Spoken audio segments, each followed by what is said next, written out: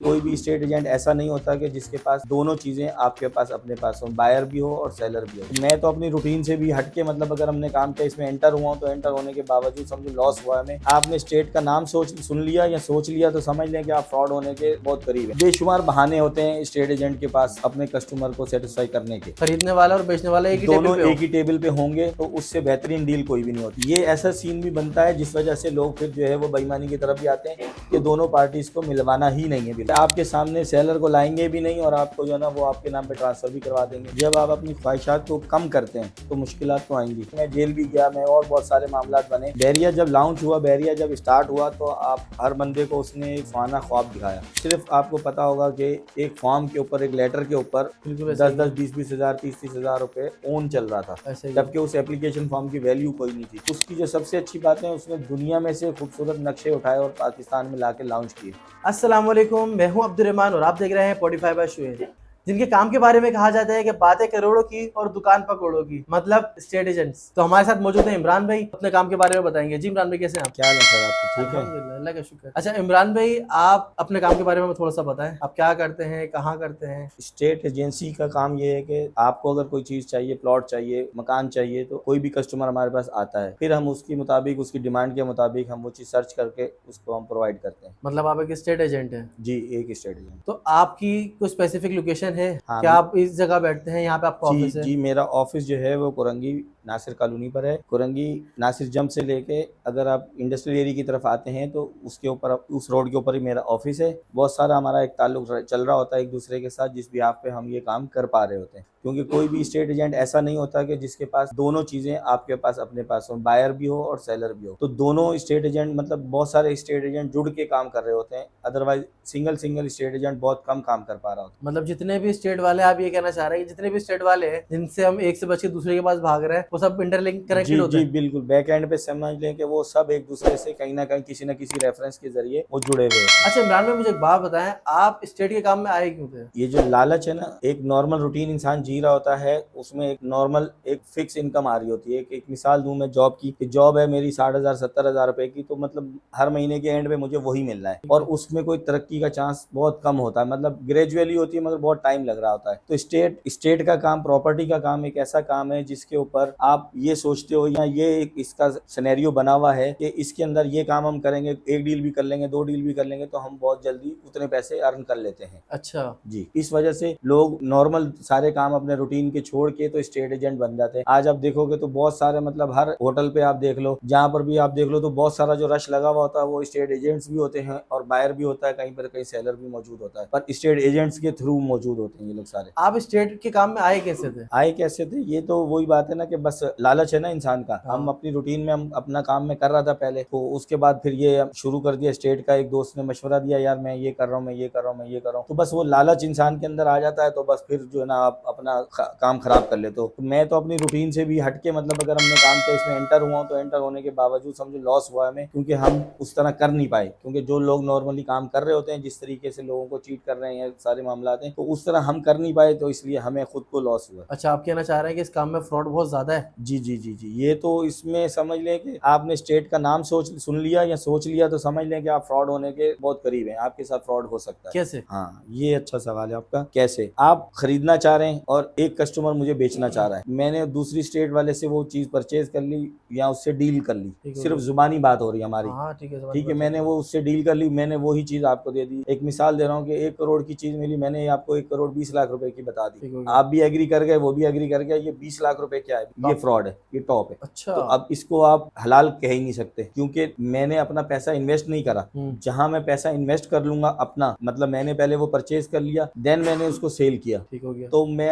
20 लाख क्या, मैं आपको 1.5 करोड़ का भी दूंगा तो आप मुझसे लोगे। नहीं, अक्सर जगहों पे देखा जाता है ना कि मार्केट की जो वर्थ है एक जगह की, वो 1 करोड़ रुपए फॉर एग्जाम्पल, जी ठीक है ना। अभी मैं बेचने के लिए आ रहा हूँ, स्टेट एजेंट्स के पास अगर जाए, मेजोरिटी नहीं, अक्सरियत जिसे हम बोले कि यार हर कोई नहीं, अगर हम जाएं कि भाई 1 करोड़ की मेरी जगह है, ये मुझे सेल आउट करनी है, और अगर बेचने वाला इन नीड है, उसके साथ क्या किया जाता है? उसके साथ ये भी एक वैलिड सिनेरियो है हमारे माशरे का, कि आप आगे हो खुद से बेचने के लिए। हाँ। तो आपकी चीज की अगर वर्थ 1 करोड़ रुपए मार्केट में आराम से मिल जाएगी तो हम आपको उसको 80-85 लाख से ऊपर नहीं देंगे। वजह ये भी वही वजह है, लालच, कि हम आपको उसको इतना वो कर देंगे, आपको इतना इरिटेट कर देंगे इस सारे मामलात में कि आपको हम बोलेंगे कस्टमर नहीं मिल रहा, आपको बोलेंगे आजकल बायर नहीं है मार्केट में, सेलर नहीं, बायर मौजूद नहीं है। मतलब बेशुमार बहाने होते हैं स्टेट एजेंट के पास अपने कस्टमर को सेटिस्फाई करने के। ये डील्स ऐसी होती हैं कि स्टेट एजेंट के बगैर आप डील कर नहीं पाते। ये नहीं है कि इस सारे काम में एक ही परसेप्शन है कि सारे स्टेट एजेंट नेगेटिव सोचते हैं या नेगेटिव तरीके से चलते हैं। इसमें दोनों तरीके के लोग हैं, दोनों तरीके के जो लोग प्रॉपर फेयर डील कर रहे हैं वो आज भी कामयाब है, वो आज भी पुरसुकून बैठे में। जो लोग बेईमानी करते हैं या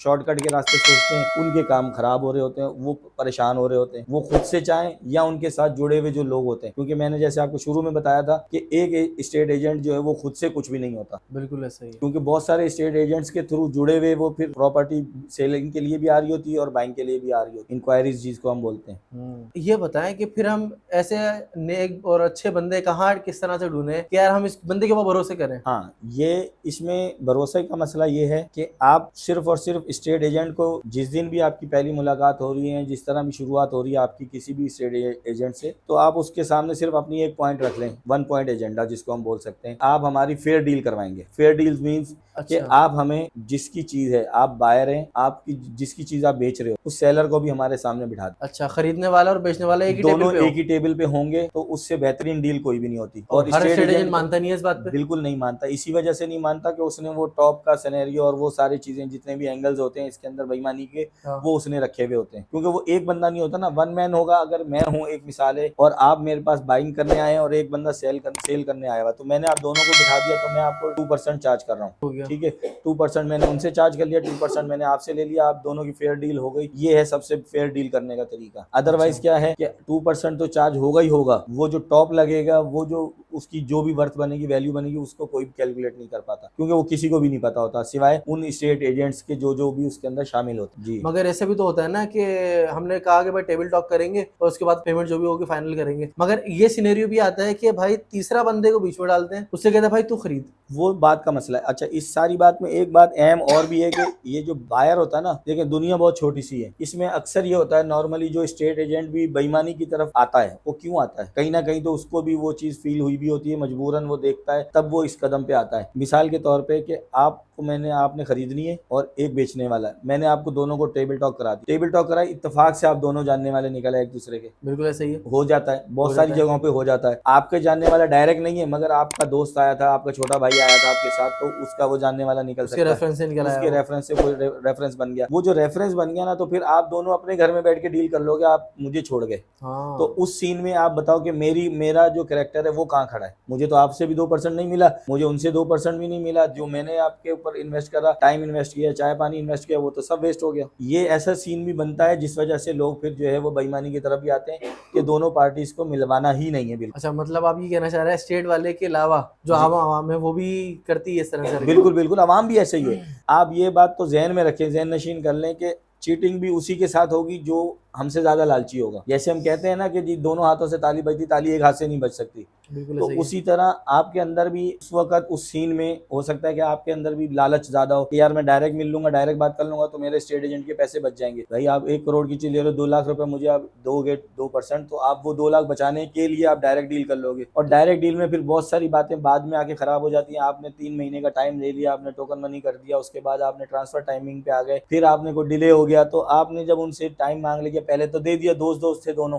फिर उसके बाद उन्होंने किसी भी वजह से आपको टाइम नहीं दे सके, क्योंकि वो भी कहीं बाउंड होंगे, उन्होंने भी कोई और प्रॉपर्टी परचेज करनी होगी। तो उस वजह से फिर आपके इंटरनली ताल्लुकात खराब हो जाते हैं, फिर आप लोग फिर मजबूरन स्टेट को ढूंढते हैं। तो ट्रांसफर वगैरह के लिए तो हमने जाने स्टेट वालों के पास है, तो स्टेट वाले ही काम करा के देगा। वही बात करना ही नहीं, आजकल तो बहुत सारे हैं, केडीए में भी आप डायरेक्ट चले जाते हैं, डिपार्टमेंट के भी बहुत सारे ब्रोकर्स उधर के अलग लेवल के भी हैं जो डॉक्यूमेंट्स का काम कर रहे होते हैं। रेट ज्यादा होते हैं ना, रेट भी ज्यादा होते हैं, उसमें भी बहुत सारी बेईमानियां होती हैं कि आपके सामने सेलर को लाएंगे भी नहीं और आपको जो है ना वो आपके नाम पे ट्रांसफर भी करवा देंगे, सारे मामला आपके प्रोसेस कंप्लीट करवा देंगे। आप भी खुश हो जाओगे कि हाँ यार इस बंदे ने मुझे सस्ता काम करवा दिया, क्योंकि काम तो क्लियर हो ही नहीं सकता ना जब आपने देखा ही नहीं सेलर को, सेलर ने आपके सामने बैठ के स्टेटमेंट ही नहीं दिया मजिस्ट्रेट को, कैसे वो क्लियर होगा काम? ये कैसे 1 नंबर काम बोल सकते हैं उसको आप? तो बाद में क्या क्या मसले लाते हैं इसमें? तो बाद में बहुत सारे मसाइल आ सकते हैं, डॉक्यूमेंट्स में आपके एरर आ जाएगा, आपकी फाइल ब्लॉक हो जाएगी, वो बंदा कुछ भी कर सकता है, वहाँ पे एप्लीकेशन लगा सकता है, आपकी फाइल के ऊपर FIR भी करवा सकता है कि मेरे साथ चीट हुई थी, ये फाइल जो है ना कोई भी ना देख सके। यहाँ पर रास्ते तो बहुत सारे हैं, पर वही बात है,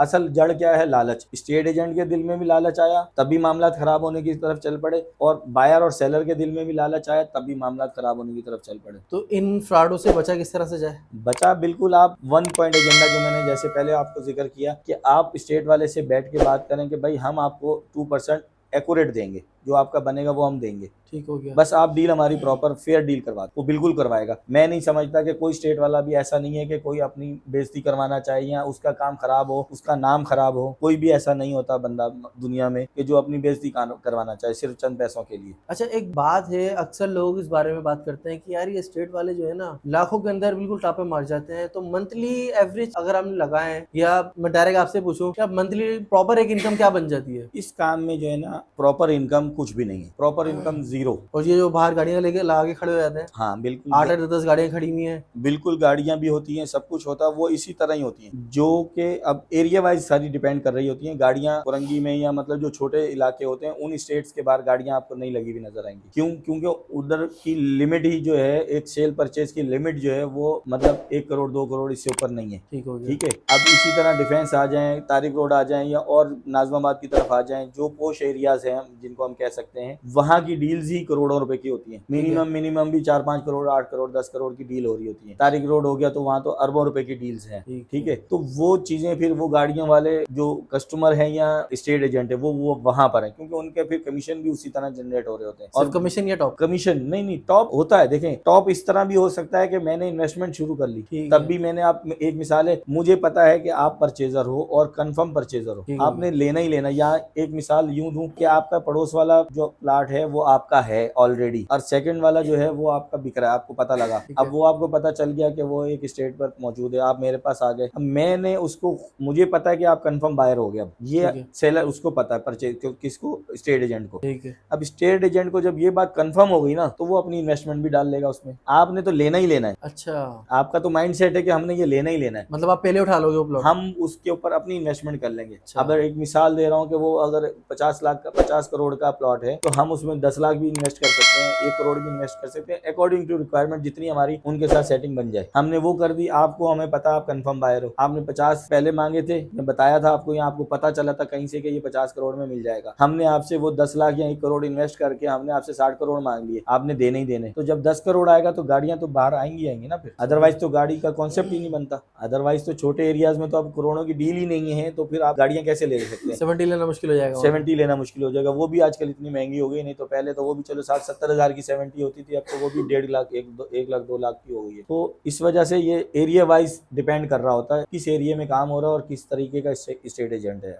अच्छा इमरान भाई, मुझे बताएं, ये जो लैंड ग्रैपिंग हो गई या फिर ये चाइना कटिंग हो गई, कम्युनिटी सेंटर्स जो थे, किसी जमाने के अंदर हम नक्शे वगैरह देखते हैं कि भाई यहाँ पे कम्युनिटी सेंटर होना था, अभी यहाँ पे माशाल्लाह प्लाजा बना हुआ है, कोई कटिंग हुई है, छोटे छोटे प्लाट कट गए, इसके बारे में क्या है? ये क्या चीज होती है, किस तरह से हो जाता है? ये आपका बेहतरीन सवाल है। और कराची जो है हमारा, समझो, रोशनियों का शहर कहा जाता है, और कहा जाता है और है भी है अल्हम्दुलिल्लाह, मगर इसके अंदर कुछ अनासिर इसमें शामिल हुए, इसमें हर लेवल का बंदा शामिल होता है। तब किसी भी एरिया में आप एक स्पेसिफिक, अगर कोई भी एक ब्लॉक लें, एक सेक्टर लें, तो उसके अंदर गवर्नमेंट जो है वो उसमें आपको तमाम बुनियादी जरूरियात की जो सहूलतें होती हैं वो प्रोवाइड करने की पाबंद होती है, जैसे स्कूल हो गया, पार्क हो गया, हॉस्पिटल हो गया, कम्युनिटी सेंटर हो गया, शादी ब्याह के लिए आपको जगह चाहिए। ये जो शादी हाल का कॉन्सेप्ट बन गया आज के दौर में, ये पहले तो नहीं था ना, पहले तो ये इसी तरह था सारा सिलसिला कि आपको जगह स्पेसिफिक फ्री में मिली हुई होती थी कि आप उस जगह के ऊपर अपने मोहल्ले में वो प्रोग्राम अरेंज कर सकते हैं। ये तो अब आके हमारे 5-10 सालों में 20 सालों में ये शादी हाल का कॉन्सेप्ट आ गया कि अलग जगह पे हमने प्रॉपर जाना है और वहीं सारे काम करके हमने आ जाना वापस। तो पहले ऐसा नहीं था। ये जो सिलसिला है इसमें हर लेवल का बंदा शामिल होता है, डिपार्टमेंट सारे शामिल होते हैं, तब जाके उस जमीन को कुछ भी किया जाता है।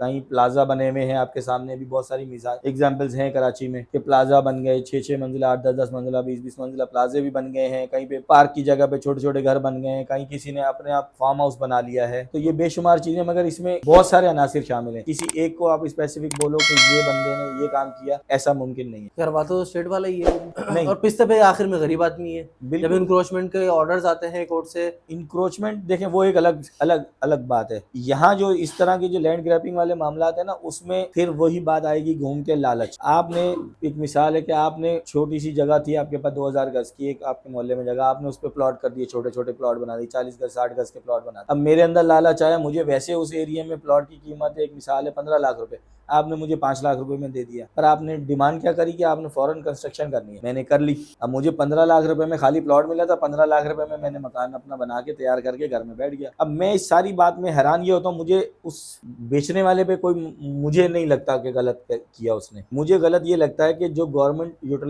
यूटिलिटी प्रोवाइड कर रही है, मिसाल के तौर पे के इलेक्ट्रिक ने उसको के इलेक्ट्रिक सप्लाई कर दिया, दे दिया। गैस SSGC ने उसको गैस कनेक्शन भी प्रोवाइड कर दिया, ठीक है। वाटर बोर्ड ने कनेक्शन भी सप्लाई कर दिया उसको, सेवरेज भी उसको वहां पे मिल गया, रोड भी कारपेट हो गया उसका, यहाँ कारपेट नहीं हुआ तो ब्लॉक लग गया उसकी गली में। तो मतलब वो सब जो सर्विसेज प्रोवाइड हुई, उसमें कितने लोग और शामिल हो गए, कितने डिपार्टमेंट शामिल हुए, तो वो अब शामिल हो गए, बन गए, सब कुछ हो गया। उसके बाद जो है ना, फिर साल बाद, 2 साल बाद, 10 साल बाद, जब खुदा ना खास्ता उसके ऊपर बुराई आनी है और कोई जज साहब या कोई भी इदारा उसके ऊपर बड़ा बैठेगा और वो देखेगा कि नहीं ये तो गलत कंस्ट्रक्शन हुई है, तो उसको डिमोलिश कर दिया। जैसे आपके सामने मिसाल है एम्प्रेस मार्केट की। एम्प्रेस मार्केट होगी कितनी पुरानी, 40 साल पुरानी मार्केट तबाह कर दी। उसके बाद अलादीन पार्क आप देखेंगे आपके सामने, कितना बड़ा एक एंटरटेनमेंट कराची के पास था, जो कि इस सारी मतलब जद में आ गया, डिपार्टमेंट्स की जद में आ गया, अवाम उससे महरूम हो गए। एक सस्ती एंटरटेनमेंट कराची वालों को प्रोवाइड हुई भी थी उसकी बेस पे, जो इतने सालों से हम लोग खुद हम जाते रहे।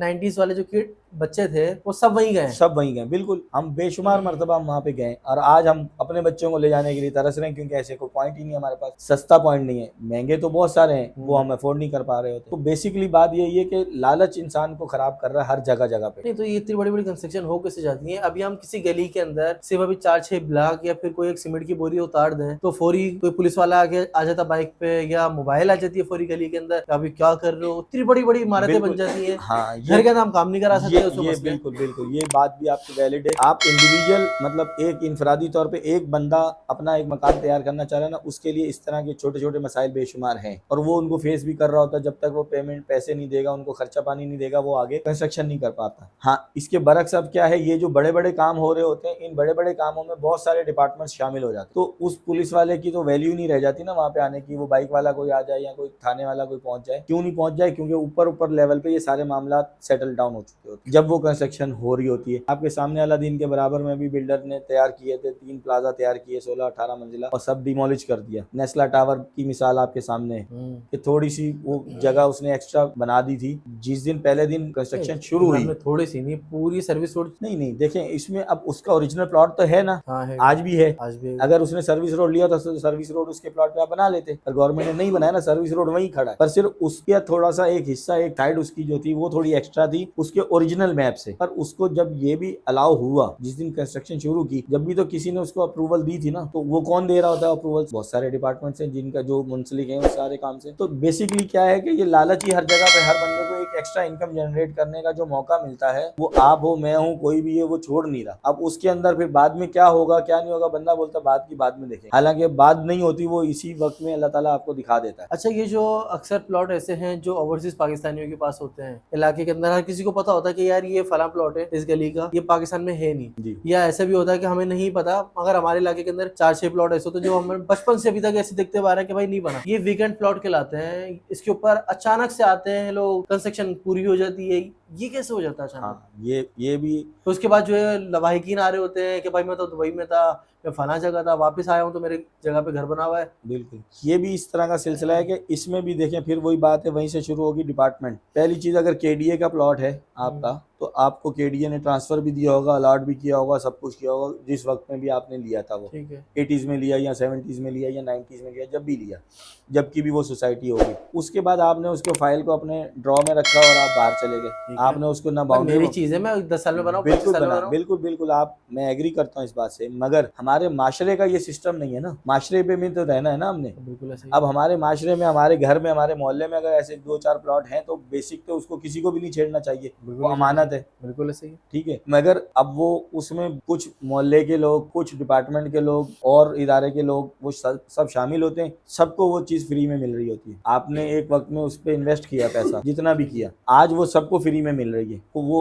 एक बंदा नहीं होता, उस इस तरह की कोई सी भी इलीगल कंस्ट्रक्शन जो होती है, जिसको वीकेंड प्लॉट हम कहते हैं या वीकेंड फाइल कहते हैं, तो उसके अंदर एक बंदा शामिल नहीं होता। करने वाला उसमें स्टेट वाला ही होता है, डील कराने वाला बिल्कुल स्टेट वाला ही बिल्कुल होता स्टेट है। वाले के थ्रू ही सारा सिलसिला होता है, क्योंकि उसकी नॉलेज में है ना, बिल्कुल ऐसा ही है, क्योंकि उसकी मोहल्ले का सब कुछ पता है क्योंकि उसे। उसको उसका मैप पता है पूरे एरिया का, हाँ। कि मेरे मैप में 1000 घर हैं, अगर उस 1000 घर में 4 प्लॉट ऐसे हैं जो फला फला नाम के हैं, क्योंकि वो नाम उसको कहाँ से पता लग गया, इल्हाम तो नहीं हो रहा उसको, वो उसका रेफरेंस है, उसका ताल्लुक है डिपार्टमेंट में, उसने वो इन्फॉर्मेशन वहां से कलेक्ट कर ली। अच्छा, मतलब अब वो फिर डिपार्टमेंट से इंफॉर्मेशन ला के कर रहा है, जाहिर सी कि बात है, किसके बगैर नाम। उसके कैसे करेगा, आखिर उसकी प्रॉपर फाइल बन रही है, दोबारा से सारी चीजें हो रही हैं, आपके सामने ऐसी एग्जाम्पल आती होंगी कि वो बन गया, उसके बाद डॉक्यूमेंट्स में फिर वो सेल भी हो रहा है, बिल्कुल ऐसा ही है। तो वो सेल हो रहा है, तो फिर दोबारा से वो दोनों बायर और सेलर, जहां हमने शुरू की बात, वो दोनों वहां पहुंच गए ना डिपार्टमेंट में, हाँ बिल्कुल गए। तो वो वहां पे जाके सेटिस्फाई कैसे हो रहे हैं दोनों, क्यों, क्योंकि उनके पास वो जो डॉक्यूमेंट्स प्रोवाइड कर रहा है सेलर बायर को, वो कंप्लीट है उसके, ओके, वो ओके उसको कौन बता रहा है, वो डिपार्टमेंट बता रहा है। डिपार्टमेंट ने अच्छा। कैसे बताया, क्योंकि वो पहले से पीछे वो बैक एंड पे फिर स्टोरी है सारी। अच्छा इमरान भाई, मुझे ये बताएं कि आप सुलझे हुए आदमी हैं, इस तरह बहुत सारे लोग सुलझे हुए हैं मगर काम स्टेट का कर रहे हैं। बहुत सारे कहते हैं यार हम छोड़ना चाह रहे हैं, यार छोड़ दें, क्योंकि तरीके काम से हो नहीं रहा। अब कहीं ना कहीं आपको पता है कुछ ना कुछ, कहीं टाप की सेटिंग है, कहीं पे कोई फाइलों का मसला है, हर बंदा चाह रहा होता है कि यार साफ सुथरे काम में आ जाए। आपने काम छोड़ा, क्या मुश्किलात हैं और क्यों छोड़ा? मुश्किलात, ये बेहतरीन सवाल है। मुश्किलात तो देखें, आप जब अपने ख्वाहिशात को ख़त्म करते हैं, जब आप अपनी ख्वाहिशात को कम करते हैं, तो मुश्किलात तो आएंगी। स्टेट वाले अक्सर लोग आप देखोगे, जितने भी मतलब स्टेट वाले हैं, नॉर्मली आप 50-60%, 70% आप कह लो कि उनका खाना पीना सब कुछ बाहर हो रहा होता है। ये जितने भी होटल आज आबाद हैं, बड़े बड़े होटल जो हैं, आप देखो तो उन सब होटल्स पे रात में क्या हो रहा होता है, डीलें चल रही होती हैं। सब डील्स चल रही होती है। ऐसा ही तो उस डील का मतलब क्या, वहाँ 5,000 का भी कहीं पे बिल बन रहा है, बड़े बड़े नामों पे चले जाएं तो आपको वहाँ पे 20-20 हज़ार का बिल भी बन रहा है, 50,000 का भी बिल बनता है। ऐसा ही। तो वो स्टेट वाले वो अफोर्ड कहाँ से करते, घर से तो कोई भी नहीं ला के दे रहा, हाँ। उनको पता हमने इसी बायर से लेना है, इसी सेलर से लेना है। तो इस वजह से ये सब बस मिले जुले लोग हैं सारे। अब जो कर पा रहा है वो कर रहा है, जिसको आज का गलत काम गलत नहीं लग रहा वो आज भी कर रहा है। मुझे अल्हम्दुलिल्लाह ये समझ में आ गया कि ये गलत तरीका है इनकम जनरेट करने का, लिहाजा मैंने अल्लाह से तौबा करी और मैं इससे पीछे हो गया। मुश्किलात ज़रूर हो रही हैं, मगर अल्हम्दुलिल्लाह आज मैं सेटिस्फाई हूँ। मगर जब आपने काम छोड़ा तो आपके इलाके के अंदर एक आपका नाम था, फिर आपको बड़े मामलात हुए, कभी पुलिस उठा के लेके जा रही है, कभी कोर्ट कचहरी के चक्कर हैं, कभी किसी ने झूठे केसों में डाल दिया। तो इन सब से आप कैसे निकले? किस तरह से लोगों को समझाया कि भाई मैंने नहीं किया ऐसा कुछ? निकलना, देखें, जब आप सच का दामन पकड़ लेते हो, अल्लाह तो फरमा रहा है ना, आप मेरी रस्सी को थामे रखो। गलतियां ज़रूर हुई, गलतियां करने के बाद जब मैंने वापसी का रास्ता इख्तियार किया, अपने अंदर फैसला किया, वो फैसला ही बहुत मुश्किल होता है। फिर उसके बाद जब आप चलते हो तो फिर कदम कदम पे आपको तकलीफें आ रही होती है, कदम कदम पे आपको रोड़े अटक रहे होते हैं। तो वो सब करने में अल्लाह ताला की जब रस्सी हमने पकड़ी हुई है और अल्लाह ताला से तौबा इस्तग़फ़ार कर रहे हैं, और अल्लाह ताला फिर आसानियां पैदा करता है। जब अल्लाह आपकी नीयत देख लेता है, इन्ना मालू बिन्नियात, तो अल्लाह तो नियतों पे, इरादों पे दे रहा है हमें रिज़्क़ और रोज़ी। तो अल्लाह ताला ने जब हमारे अंदर वो चीज़ देख ली तो उसने आसानियां भी पैदा फरमा दी। तो हमारे लिए, मेरे लिए आसानियां बनती चली गई, मेरे लिए बहुत मुश्किलात आई, मैं जेल भी गया, मैं और बहुत सारे मामलात बने, मगर अल्हम्दुलिल्लाह मैं उन सब से सुरखुरू होता जा रहा हूँ। अभी तक हुआ नहीं हूँ मगर हो रहा हूँ अल्हम्दुलिल्लाह। मुझे उम्मीद है कि कोई मसला नहीं, अब सब खत्म हो गया। तकलीफें ज़रूर होती हैं, क्योंकि मैंने अब अपनी ख्वाहिशें कम कर दी, वो लालच खत्म कर दी। बेसिक से सारे इंटरव्यू का जो आपका लुबे लुबाब है ना, वो यही है, लालच। किसी के दिल में भी है, जिसके दिल में भी लालच है, वहाँ नुकसान शुरू है, समझे। सही। अच्छा इमरान भाई, ये जो बहरिया की फाइलें अचानक से आना शुरू हुई कराची में, तो इसमें तकरीबन हर इलाके से हर स्टेट एजेंट इसकी कोशिश थी कि यार अपने इलाके का काम छोड़ो, बहरिया का काम पकड़ो। इसमें क्या हिसाब किताब था? लोगों ने माशाल्लाह बहुत इसमें कमाया भी, अक्सर लोगों ने नुकसान भी बर्दाश्त किया, स्टेट के अलावा आम इंसानों ने भी, आम लोग जो थे।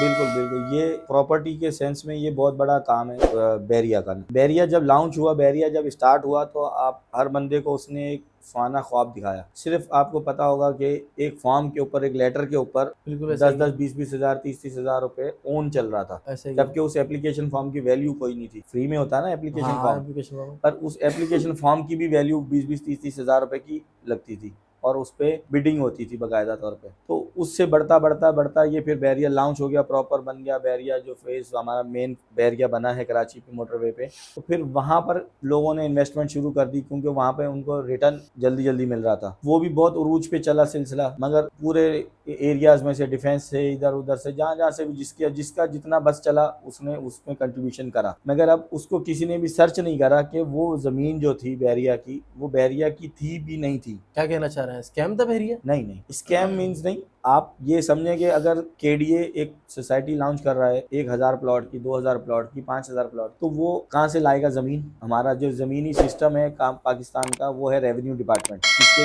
अंडर में लैंड डिपार्टमेंट सारा आता है, उससे वो परचेज की जाती है ज़मीन, और उसके बाद उसके ऊपर कोई सा भी काम किया जाता है। ठीक है। ठीक है। अब इसी तरह बहरिया ने जब ये शुरू किया तो बहरिया के पास कितनी ज़मीन थी कितनी नहीं, ये किसी ने भी नहीं पूछा।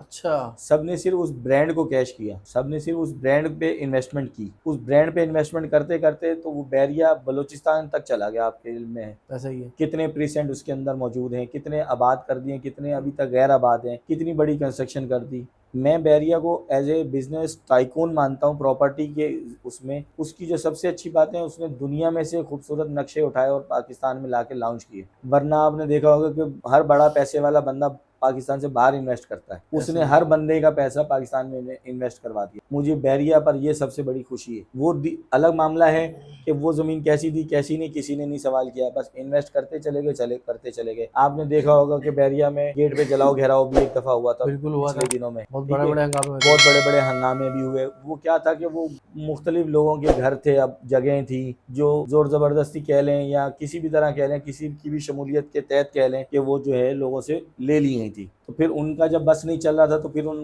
जिसका जो भी बस चलता फिर वो अपना एक्शन तो लेता। वो जो फिर एक्शन होते तो वो सब इन्हीं बातों की कड़ियाँ हैं। अच्छा, नहीं लोगों को भी तो नुकसान हुआ ना, बहरिया में इन्वेस्ट किया, उसके बाद एकदम प्राइस ऊपर चली गई, फिर नीचे आ रही है। उस नुकसान की वजह यही बता रहा हूँ ना, क्योंकि बहरिया की पॉलिसीज किसी की समझ में नहीं आई। बहरिया की सेल परचेज और आम जिंदगी के आम जगहों की सेल परचेज में एक ज़मीन आसमान का फ़र्क है। जैसे कि ये स्ट्रेटजी, ये नफ्सियात कोई नहीं समझ सका बहरिया की। जिसने समझी उसने कदम संभल के चलाया, उसको लॉस नहीं हुआ आज भी। अच्छा जी। और जिसने नहीं समझी उसको इतना लॉस हुआ कि वो आज हमसे भी ज़्यादा परेशान है। तो ये है इमरान भाई और उनकी कहानी। अगर आप भी लालच से बचते हुए जो भी काम करेंगे, अल्लाह की ज़ात से उम्मीद है इंशाल्लाह आप लोगों को भी इससे फ़ायदा होगा और आपसे जो है दूसरों को भी फ़ायदा होगा इंशाल्लाह। तो इसी तरह की मज़ीद मालूमात की वीडियोज़ के लिए हमारे साथ जुड़े रहें।